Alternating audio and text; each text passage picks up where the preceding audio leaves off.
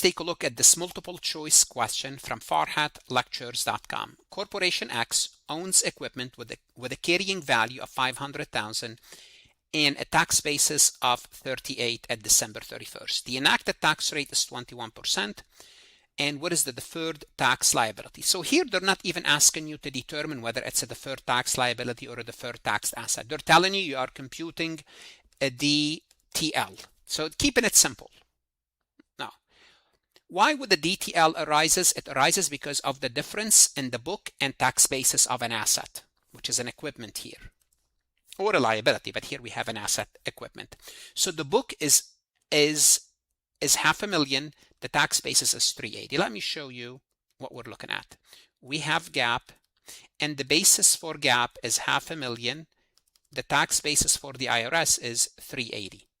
What does that mean? It means there's a difference of $120,000 between the two. Now, why would the equipment? Let me just ask you this. Why would the equipment for tax purposes will have a lower basis? And why? Why would you have a lower basis? You have a lower basis because you took more depreciation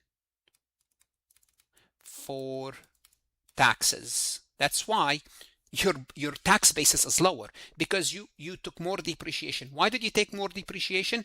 Because the IRS, the government, allow you to take more depreciation. Therefore, you took advantage of that and took the deduction now. Great. You took the deduction now. What does that mean? It means in the future you have less deduction. How much less? Specifically 180. Well, if you have less deduction of 180, it means your tax liability would increase by less of 120, not 180. In the future, you will have less deduction of 120. Take this 120 times the rate, and that's your deferred tax liability. So if I take 120 times 21%, I have 25,200 as my deferred tax liability. Therefore, the deferred tax liability is 25,200. That's all what it means. It means I have a future liability. Why? Because in the future, compared to my GAAP, I'm going to have less depreciation. As a result, my IRS and GAAP income will differ. They will differ by 120. I know that for sure. And that 120 I lost in tax deduction in the future. I'll have more tax liability. The amount is, based on the enacted tax rate, is 25,200, which is the amount of difference times the tax rate. And this is deferred tax liability. What do you think we're going to discuss next? You guessed it, deferred tax asset. What should you do? Go to Farhat Lectures, look at additional resources, lectures, simulations, cases, multiple choice, whether you are a CMA, CPA, accounting student. Go to Farhat Lectures, look at those additional resources that's going to help you with your courses, with your professional certification, because the best investment you can make is invest in yourself. God bless and stay safe. Want to see more CPA exam multiple choice questions solved step by step?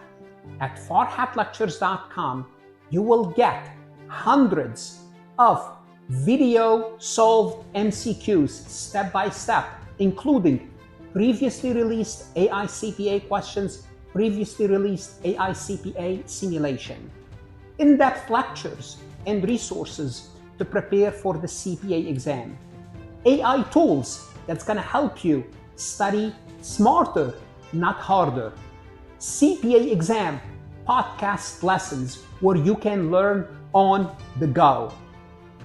And also you will get the personal guidance of support of Farhat and his team.